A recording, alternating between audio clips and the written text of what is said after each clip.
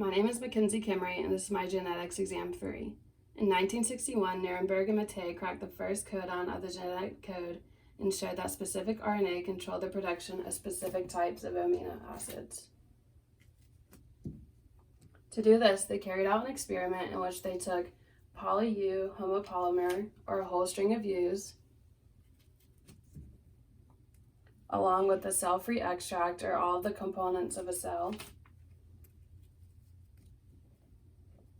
and finally 20 amino acids in which one was radioactive. And then they mixed these all into a tube. The cell was then incubated and translation took place.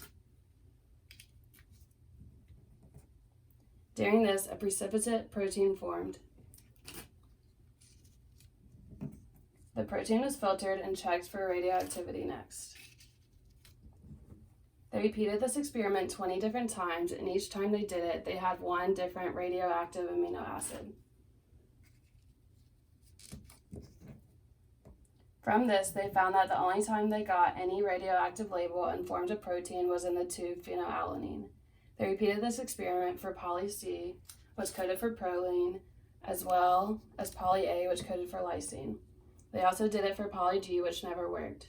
So from this, they found 3 codons.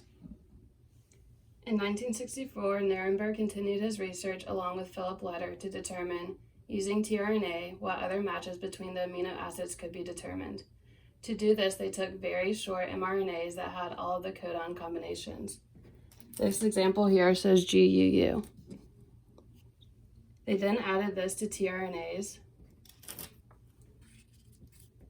which were attached to amino acids.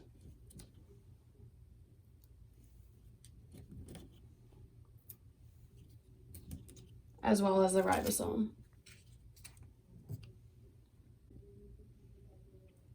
After these things were mixed, the ribosome would bind to the mRNA,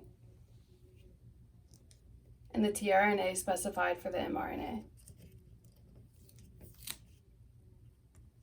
The mixture was then passed through filter paper, which was used to determine which amino acid was bound.